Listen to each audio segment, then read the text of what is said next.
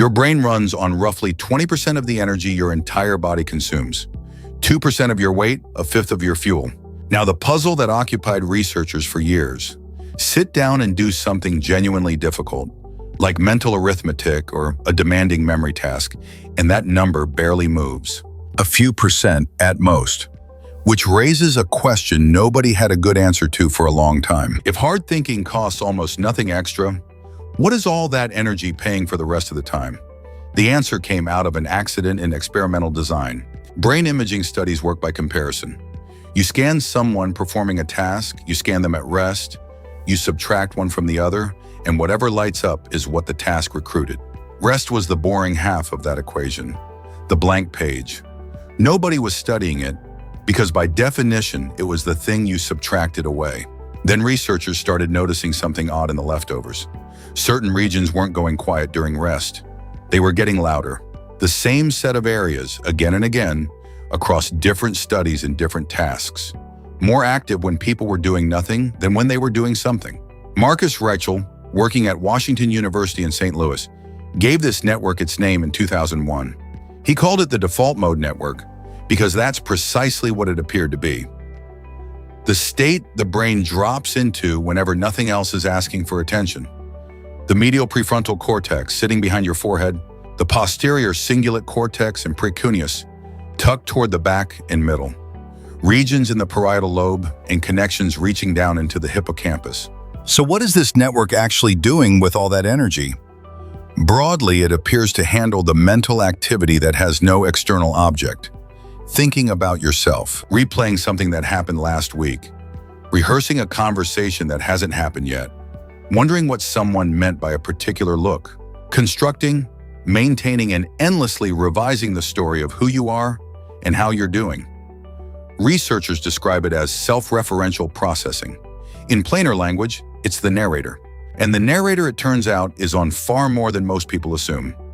In 2010, two Harvard researchers named Matthew Killingsworth and Daniel Gilbert published a study in Science using a simple method. An app that pinged thousands of people at random moments and asked 3 questions.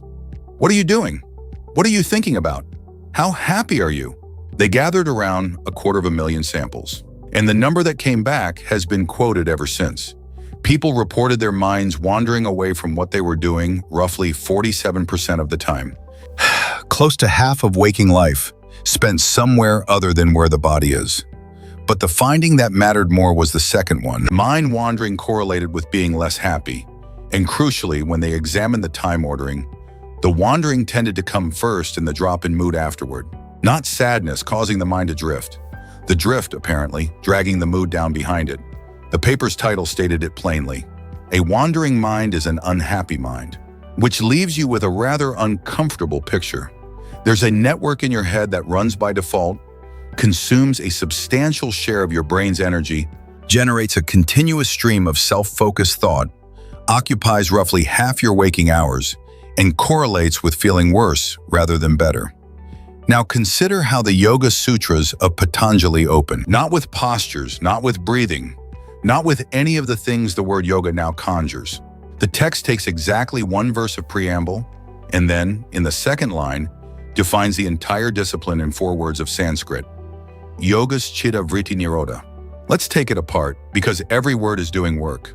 Chitta is usually translated as mind or mind stuff or consciousness, the whole field of mental activity. Vritti means fluctuations or modifications, and the more literal image is closer to whirls or waves, movements arising on a surface. And Nirodha means cessation, or stilling, or restraint.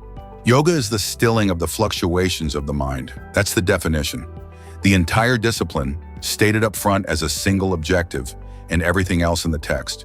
The postures, the breathing, the ethical precepts, arriving afterward as means to that one end. The next 2 verses go further, and this is where it gets genuinely strange. Patanjali says that when those fluctuations still, the seer rests in its own nature. And otherwise, when they don't still, the seer takes on the form of the fluctuations. Read that again. When the mind is churning, you mistake yourself for the churning. You identify with the narrator rather than noticing that a narrator is running. An account of self-referential mental activity written roughly 2,000 years before anyone put a person in a scanner. So what happens when you actually do put a meditator in one? In 2011, a research team led by Judson Brewer, then at Yale, published exactly that experiment in the Proceedings of the National Academy of Sciences. They scanned experienced meditators alongside matched participants who had never meditated and had both groups perform 3 different practices: concentration, loving kindness, and choiceless awareness. The finding held across all 3. The main nodes of the default mode network, the medial prefrontal cortex and the posterior cingulate cortex, were relatively deactivated in the experienced meditators. Not one technique quieting one region. Different practices, same network, consistently turned down. There's a small detail in that paper worth noticing. The scientist who reviewed and approved it for publication was Marcus Raichle, the man who had named the network in the first place. The study found something else, and it complicates the simple story in a useful way. Connectivity analysis showed that in experienced meditators, the posterior cingulate was more strongly coupled to regions involved in cognitive control and self-monitoring. So the network wasn't merely quieter. It was, in some sense, better supervised. Then came a follow-up that produced the most counterintuitive result in this whole area. Brewer's group ran a neurofeedback experiment. They put meditators in a scanner, measured activity in the posterior cingulate cortex in real time, and showed it back to them on a display while they meditated. Then they asked the meditators to describe what they were experiencing whenever the readout moved. The pattern that emerged was consistent. When participants described their experience using words like effortless or open, or simply resting in awareness, the posterior cingulate activity went down. When they described trying, concentrating harder, controlling the mind, forcing something to happen, it went up. Effort activated the very network they were attempting to quiet. Which is, if you sit with it, quite an annoying finding. The harder you try to shut the narrator up, the more you feed it. Because trying to shut it up is itself a piece of self-referential mental activity, complete with a self who is trying and a standard it's failing to meet. And here the old text turns out to have been unusually specific about this too. Patanjali doesn't offer Nirodha through effort alone. The sutras pair 2 things: abhyasa, sustained practice, and vairagya, usually rendered as non-attachment or letting go. Both together. Persistence in one hand, release in the other. A tradition that had apparently already worked out that gripping at stillness doesn't produce it. Now the honest accounting, because this research is genuinely promising and also genuinely limited. The Brewer study compared experienced meditators to non-meditators, which means it can't fully separate what meditation did from what those particular people were already like.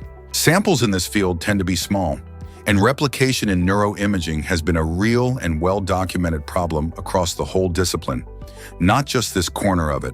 There's also a framing error worth avoiding. The default mode network is not the enemy. It's central to autobiographical memory, to planning, to imagining the future, to understanding what other people are thinking. A brain without it would not be enlightened. It would be impaired. The issue isn't that the network exists, it's that it runs by default, unprompted, at volume, whether or not it's useful in the moment. What the evidence supports is modest and still remarkable. A network associated with self-focused mental chatter shows reduced activity in people who have practiced stilling that chatter. 2,000 years after somebody wrote down that stilling it was the entire point. So the practice below is built around the effortlessness finding rather than against it. Sit comfortably. Rest your attention on the sensation of your breath wherever you feel it most clearly. The nostrils, the chest, the belly. Don't manage the breath. Just notice it happening. Your mind will wander, not might, will, and probably within seconds. When you notice it has, do exactly one thing. Silently name what it was doing. Planning, remembering, rehearsing, worrying. One word, no elaboration, no judgment about having wandered. Then let attention return to the breath. Not by yanking it back. By simply releasing the thought and allowing attention to settle, the way it would settle on its own if you stopped holding it anywhere. That release is the whole technique. Noticing, naming, letting go. 10 minutes.